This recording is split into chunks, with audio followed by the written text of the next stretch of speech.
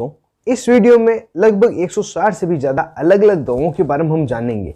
इस कारण से मैंने सभी दवाओं को अलग अलग 20 ग्रुप में बांट दिया है।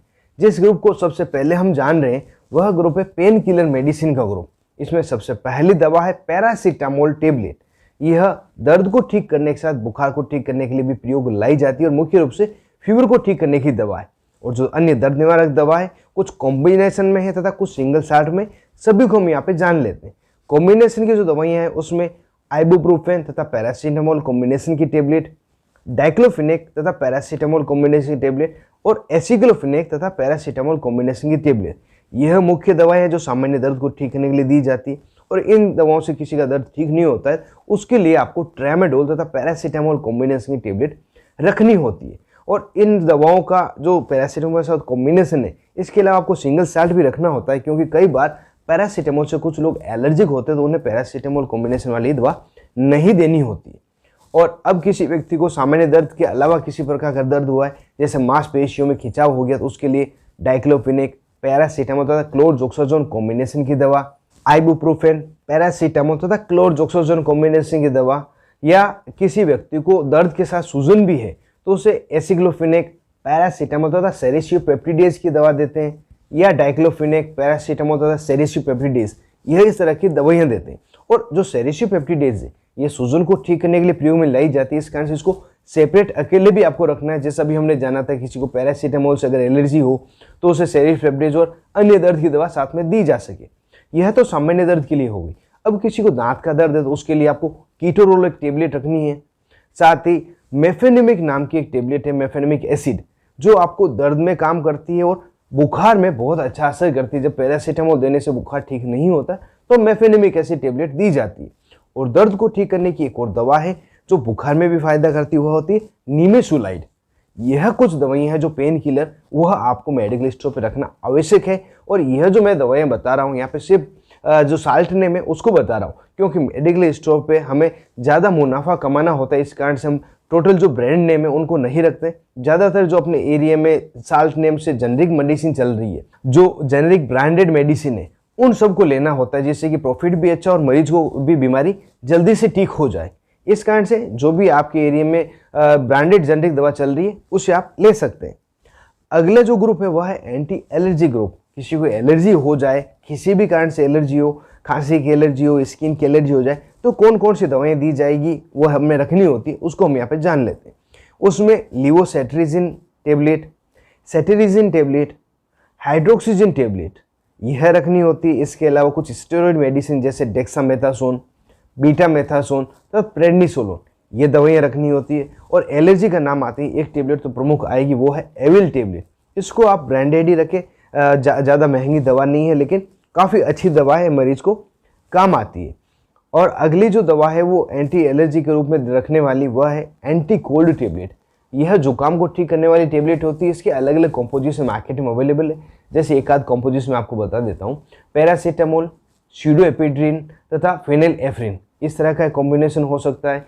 किसी में पैरासीटामोल, सेट्रिजिन तथा फेनिलेफ्रिन का कॉम्बिनेशन हो सकता है। जो एंटी कोल्ड जुकाम की दवा है ये भी रखना आवश्यक है। अगला ग्रुप है एंटी स्पास्मोडिक मेडिसिन, जो दवाइयाँ पेट दर्द को ठीक करने के लिए दी जाती है। उसमें डाइसाइक्लोमिन टेबलेट यह प्रमुख है। इसके अलावा डाइसाइक्लोमिन तथा पैरासीटामोल कॉम्बिनेशन की टेबलेट, मेफेनेमिक एसिड तथा डाइसाइक्लोमिन कॉम्बिनेशन की टेबलेट तथा मेफेनेमिक और ड्रोटावेरिन कॉम्बिनेशन की टेबलेट, ये तीनों ही दवाइयाँ पेट दर्द को ठीक करने के लिए दी जाती है।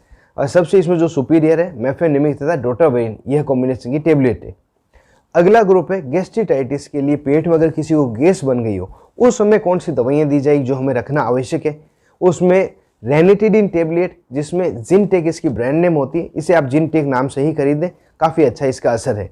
और इसके अलावा जो दूसरी दवाइयाँ हैं उसमें ओमेप्राजोल, पेंटाप्राजोल यह कैप्सूल, साथ ही ओमेप्राजोल के साथ डोम्पेडोन कॉम्बिनेशन का कैप्सूल, पेंटाप्राजोल के साथ डोम्पेडोन कॉम्बिनेशन का कैप्सूल, और रेनिटिडिन के साथ ओंडेनसेटोन की जो टेबलेट है यह रखनी होती है। इससे पेट की गैस तथा जो उल्टी होती वह ठीक हो जाती। साथ ही जब पेट में गैस बनती है उसके साथ में आहर नाल में जलन होने की भी स्थिति होती है।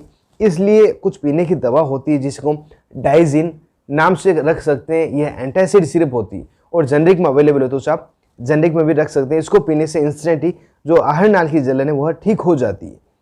अगली दवा है एंटी इमेटिक दवाइयाँ, जिसको उल्टी को रोकने के लिए दिया जाता है, जिसमें मेटोक्लोप्रोमाइड टेबलेट, जिसको आप सभी रेगलान टेबलेट के नाम से जानते हैं, और कुछ दोस्त इसे पेरिनोम टेबलेट के नाम से भी जानते हैं।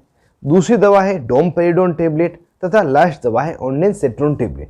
यह तीनों ही दवाइयाँ उल्टी को रोकने के लिए दी जाती हैं, तो इन्हें उल्टी को रोकने के लिए रखा जाता है।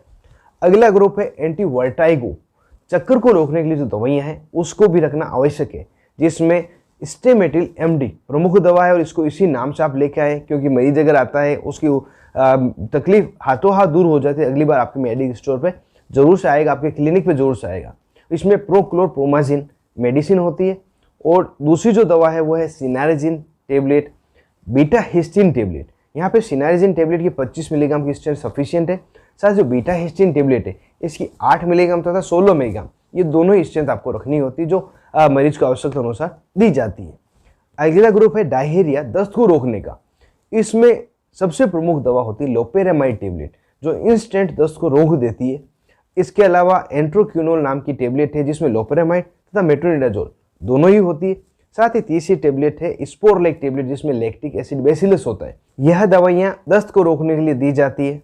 अगला ग्रुप है कॉन्स्टिपेशन के लिए, यदि किसी व्यक्ति को कब्ज हो गई तो उन्हें क्या दिया जाएगा, वह भी दवा होना जरूरी है। उसमें टेबलेट तथा सस्पेंशन सभी हमें रखना होता है। पहले टेबलेट को जान लेते हैं। टेबलेट होती है बिसाकोडिल टेबलेट, जो डल्कोफ्लेक्स नाम से बहुत ही ज़्यादा फेमस है। यह टेबलेट होनी चाहिए। और कुछ इसबगोल भूसी भी यूज़ करते हैं, तो इसबगोल भूसी भी आप रखें। इसके अलावा कुछ लिक्विड है, जैसे कि क्रीमाफिन लिक्विड जो सिरप पीने की आती है। इसके अलावा लेक्टुलोज हो सकती है। एक कॉम्बिनेशन की दवा जिस मिल्क ऑफ मैग्नीशिया तथा सोडियम पिकोसुलेट होता है। यह पावरफुल लेक्सेटिव दवा है, जो अन्य दवाओं के काम नहीं करने पर दी जाती है। और किसी को इंस्टेंट रिलीफ देना हो तो बच्चों के लिए ग्लिसरीन सपोजिटरीज रखनी होती है, और बड़ों के लिए एनीमा रखना होता है। कोई भी एनीमा आप रख सकते हैं। अगले ग्रुप में मैंने एक ही टेबलेट रखी है, क्योंकि यह सेडेटिव ग्रुप है। इस ग्रुप की जो दवाइयाँ हैं उसका प्रयोग नींद के लिए लिया जाता है। इसमें जो टेबलेट है वह है अल्प्राजोलाम टेबलेट, जिसको आप ट्राइका नाम से जानते हैं। ये 0.25 मिलीग्राम तथा 5 मिलीग्राम दोनों ही आती है, दोनों ही आपको रखना आवश्यक है, और इसको बिना डॉक्टरी सलाह आप किसी मरीज को नहीं दें, यह मेरा एडवाइस आपको रहेगी। अगला ग्रुप है विटामिन तथा मिनरल्स में कौन कौन सी टेबलेट आपको रखनी होती है, साथ ही जो अदर मेडिसिन इसमें साथ में कवर कर लेता हूँ मैं। इसमें जो विटामिन मिनरल की टेबलेट है उसमें सबसे पहली टेबलेट है बिकासूल टेबलेट या बिकासूल कैप्सूल, जो विटामिन का कैप्सूल आता है, मल्टीविटामिन इसमें होते हैं। इसके अलावा न्यूरोबियन 4 टेबलेट, फोलिक एसिड की टेबलेट, फेरस सल्फेट तथा फोलिक एसिड कॉम्बिनेशन की टेबलेट, कैल्शियम की टेबलेट जो 500 मिलीग्राम की होती है। इसके अलावा विटामिन ई की टेबलेट, इसमें ईवियोन सबसे फेमस है। विटामिन सी की टेबलेट जो लिम्सी है, कैल्शियम की सिरप, डाइजेस्टिव एंजाइम सिरप जो खाना नहीं पचने पर, भूख नहीं लगने पर दी जाती है। ये एरिस्टोजाइम हो सकती है, यूनि एंजाइम हो सकती है, जो भी जेनरिक अवेलेबल आपके पास है वह हो सकती है। साइप्रोहेप्टेडिन सिरप जिसे भूख लगने के लिए दिया जाता है, ये टेबलेट सिर्फ दोनों में अवेलेबल है। और एक टेबलेट है जो एल्बेंडाजोल टेबलेट है, यह पेट के कीड़ों को मारने के लिए दी जाती है, इसको भी रखना आवश्यक है। अब आगे का जो ग्रुप है वह है टॉपिकल प्रिपरेशन के लिए, जिसमें क्रीम तथा ऑइंटमेंट्स है। इसमें सबसे पहला ऑइंटमेंट होगा पोविडिन आयोडीन ऑइंटमेंट, जिसको आप बिटाडिन के नाम से जानते हो। चोट लगने पर, फ्रेश चोट पे इसको लगाया जाता है, कहीं घाव हो जाए तो इसे लगाया जाता है। इसके अलावा सिल्वर सल्फर डायजिन या सिल्वर सल्फेट, इन दोनों में से कोई भी एक क्रीम आपको रखनी होती है, और इसके साथ लिग्नोकेन कॉम्बिनेशन में भी हो सकता है। इसका प्रयोग जब जलन होती है, जब जल जाता है, बर्न केस होता है, उसमें दिया जाता है, जिससे कि जल्दी से घाव ठीक हो जाए और उसमें जलन दर्द महसूस नहीं हो। अगली क्रीम है सोफ्रामाइसिन क्रीम, जिसमें फ्रामाइसिटिन कंटेंट होता है। डाइक्लोफिनेक जेल, जिसको दर्द के लिए दिया जाता है। डाइक्लोफिनेक स्प्रे भी आपको रखना जरूरी है। फंगल इन्फेक्शन, किसी को दाद हो गया तो उसके लिए कुछ क्रीम्स है, जैसे कि क्लोट्रिमाजोल क्रीम, क्लोट्रिमाजोल, बेक्लोमेथासोन तथा नियोमाइसिन की क्रीम। इनसे फायदा नहीं हो तो कीटाकोनाजोल क्रीम, ललिकोनाजोल क्रीम, ये हालांकि महंगी है, 1-2 पीस आपको रखना जरूरी है। कुछ स्टेरॉइड में क्लोबेटासोल क्रीम, स्टेरॉइड के साथ एंटीबायोटिक क्लोबेटासोल तथा जेंटामाइसिन, यह कुछ क्रीम है जो फंगल इन्फेक्शन को ठीक करने के लिए दी जाती है।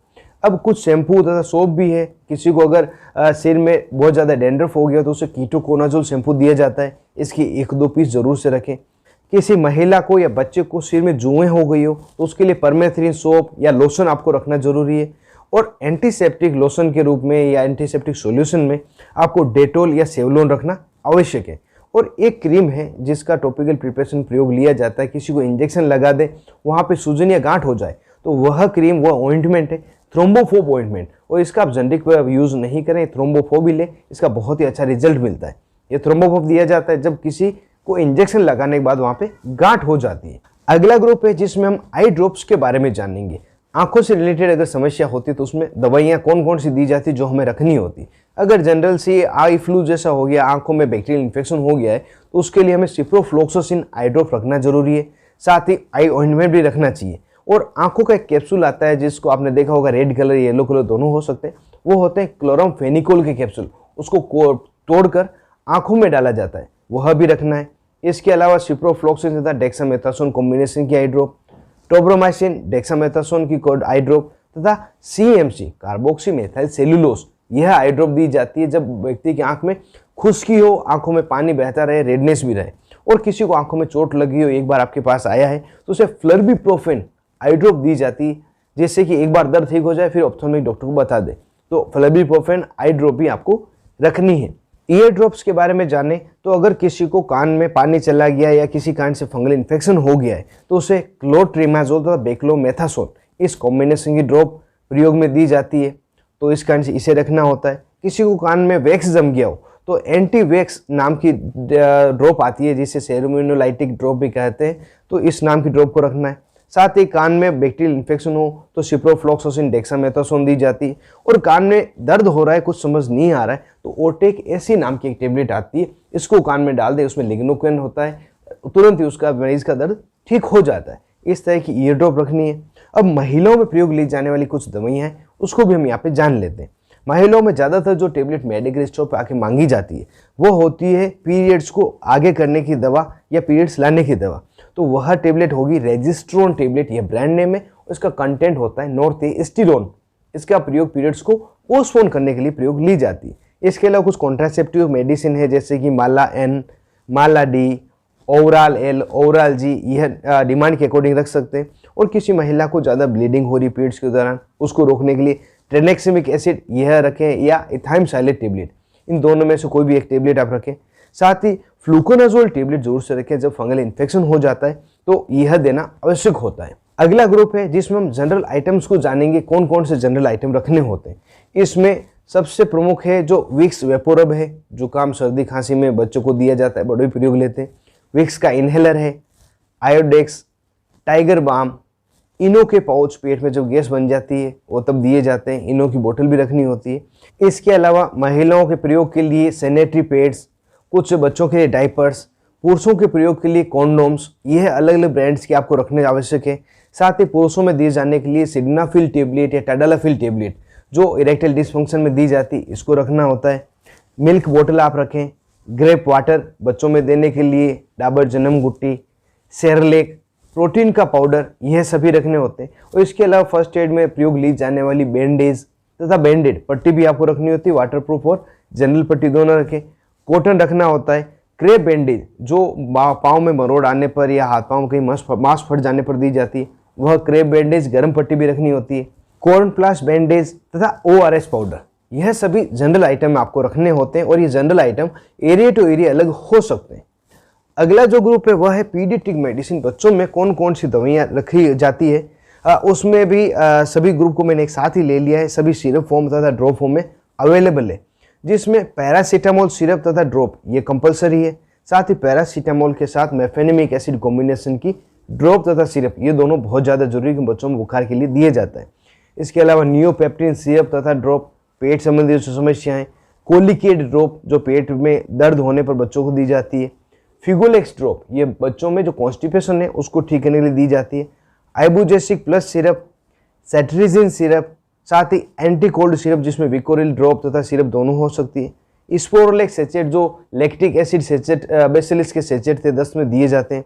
और दस्त को रोकने के लिए कुछ एंटीबायोटिक दवाइयाँ हैं जिसमें ऑफ्लॉक्सओर्निडाजोल दवा प्रमुख है, और अदर एंटीबायोटिक में एमोक्सिसिलिन क्लेवनिक एसिड कॉम्बिनेशन की सिरप, एजिथ्रोमाइसिन की सिरप जो 100 तथा 200 मिलीग्राम दोनों स्ट्रेंथ में आती दोनों ही रखें। एल्बेंडाजोल सस्पेंशन पेट के कीड़ों को मारने के लिए, एरिस्टोजाइम सिरप जो बच्चों को पेट में डाइजेशन को बढ़ाने के लिए, भूख बढ़ाने के लिए दी जाती है। साथ ही मल्टीविटामिन ड्रॉप या सिरप यह भी रखनी होती है। अगला ग्रुप है एडल्ट्स के लिए एंटीबायोटिक दवाइयों का। इसमें आपको टेबलेट्स रखनी है, जिसमें वैसे तो एंटीबायोटिक बहुत ही ज़्यादा है, 5 से 6 मुख्य एंटीबायोटिक जो मैं आपको बता दूं। पहली एंटीबायोटिक है एजिथ्रोमाइसिन टेबलेट, जो 500 मिलीग्राम तो 250 मिलीग्राम दोनों चाहिए होती है।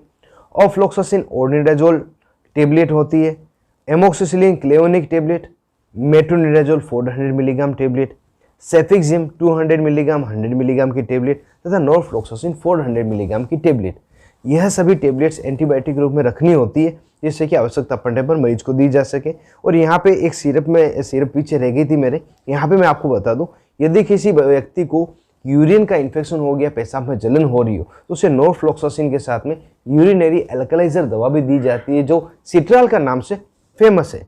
अगला ग्रुप है कफ सिरप का। यदि किसी को बहुत ही ज़्यादा खांसी चल रही है तो कौन कौन सी दवाएं दी जाएगी जो हमें रखना आवश्यक है, उसमें अलग अलग कॉम्पोजिशन है जो यहाँ पे मैं बता रहा हूँ। सबसे पहला कॉम्पोजिशन जो सबसे ज़्यादा चलता है वो है क्लोरामफेनिकोल, अमोनियम तथा मेंथोल का। इसे आप कफ सिरप के रूप में प्रयोग लेते हैं। डेक्स्ट्रोमेथर्फेन तथा क्लोरामफेनिकोल, यह दूसरा कॉम्बिनेशन जिसको ड्राई कफ में प्रयोग लेना होता है।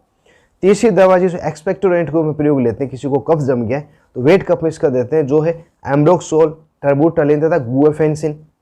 अगली जो दवा है वो है साल्बुटामोल, किसी को श्वास फूलने के साथ में अगर खांसी चल रही है तो उसे दिया जाता है। और किसी को सूखी खांसी चल रही है, वो ठीक नहीं हो रही, तो उसे क्लोरामफेनिकोल के साथ में कोडीन दे दिया जाता है, जैसे वो खांसी को सप्रेस कर देता है। तो इस तरह से कफ सिरप भी आपको रखनी है। अब तक जिन मेडिसिन को हमने जाना है, उन सभी मेडिसिन को सभी मेडिकल स्टोर पर होना बहुत ज़्यादा आवश्यक है, ये मस्ट नीडेड मेडिसिन है। अब अगले 1-2 ग्रुप की जो दवाइयाँ बता रहा हूँ वह सिर्फ उन्हीं मेडिसिन या मेडिकल स्टोर पर होना चाहिए जिस पर कोई नर्सिंग स्टाफ साथ में प्रैक्टिस कर रहा हो, या कोई फार्मासिस्ट है जो अपने मन से अपनी रिस्क पर प्रैक्टिस करना चाहता हो, कहीं सीखा हो। हालांकि फार्मासिस्ट को किसी प्रकार की प्रैक्टिस की अथॉरिटी नहीं है, फिर भी कई दोस्त प्रैक्टिस करते हैं, तो उनको मेडिकल स्टोर पे जो दवाइयाँ एक्स्ट्रा रखनी होती है, यहाँ पे मैं बता दूं वह है इंजेक्टेबल्स। इंजेक्टेबल में सबसे जो प्रमुख इंजेक्शन है वह यहाँ पे कवर कर रहा हूँ, जिसमें टीटी का injection, diclofenac injection, pantoprazole injection, ondansetron injection, Avil injection, Dexona injection, Deriphyllin injection. यह डेरिफाइलिन में इटोफाइलिन थियोफाइलिन कॉम्बिनेशन होता है, जिससे जो श्वास चढ़ती है व्यक्ति को, अस्थमा के पेशेंट होते हैं, उसी को इसे दिया जाता है। इसके अलावा मल्टीविटामिन इंजेक्शन होना जरूरी है, जिसमें पोलिबियोन या मल्टीविटामिन कोई दूसरा इंजेक्शन हो सकता है। पेट दर्द के लिए डाइसाइक्लोमिन इंजेक्शन या डोट्रावरिन इंजेक्शन हो सकता है। ट्रामाडोल इंजेक्शन जो दर्द को ठीक करता है। Ranitidine injection. इसके अलावा विट्कोफोल बी कॉम्प्लेक्स का इंजेक्शन है जो छालों में दिया जाता है। कुछ नॉर्मल से एंटीबायोटिक इंजेक्शन जैसे एमिकासिन इंजेक्शन, जेंटामाइसिन इंजेक्शन तथा सेफ्ट्रिक्सोन इंजेक्शन, यह इंजेक्शन में रखने होते हैं। और इसके अलावा कुछ इन्फ्यूज़न है जिसमें RL ringer lactate, DNS, D5 और D25%, यह तो मेनली प्रयोग ली जाने वाली इन्फ्यूज़न है। इसके अलावा कुछ एंटीबायोटिक 100 ml के इन्फ्यूज़न आते हैं, वह है उसमें मेट्रोनिडाजोल, सिप्रोफ्लोक्सासिन तथा ओफ्लोक्सओनिडाजोल। यह कुछ इन्फ्यूज़न है जो 7 प्रकार के, यह रखने से आपको सभी प्रकार के पेशेंट का ट्रीटमेंट कर पाएंगे। और इसके अलावा कुछ आइटम और है जिसमें IV set, cannula, butterfly, syringe, यह रखना आवश्यक है। और इसमें जो इंसुलिन सिरिंज है वह सभी मेडिकल स्टोर पर होनी चाहिए, अगर कोई पेशेंट मांगे तो वो खाली नहीं जाए। तो इस प्रकार से लगभग 160 तरह की अलग अलग दवाइयाँ हैं जो सभी मेडिकल स्टोर पे होना आवश्यक है। और कुछ एडिशनल दवाइयाँ जो मैंने लास्ट में बताई है वो अगर कोई प्रैक्टिस करते हो, नर्सिंग स्टाफ हो, तो उन्हें रखना आवश्यक है। और यदि कोई व्यक्ति मेडिकल स्टोर हॉस्पिटल के पास में या डॉक्टर के पास में खोलता है, या उसके नज़दीक में कोई डॉक्टर बैठा है, तो उनसे भी एक बार जाके लिस्ट जरूर से ले लें, जिससे कि उनकी जो रिक्वायरमेंट है उसको भी आप अपने मेडिकल स्टोर पे रख सकें। तो दोस्तों, ये बिल्कुल ही नए प्रकार का वीडियो था, शायद यूट्यूब पर कोई भी ऐसा वीडियो नहीं होगा। ये वीडियो आपको कैसा लगा मुझे कमेंट बॉक्स में ज़रूर से बताएं, और इस वीडियो को अंत तक देखने के लिए आपका तहे दिल से धन्यवाद। मिलते हैं किसी नए वीडियो में, तब तक के लिए स्वस्थ रहें, मस्त रहें।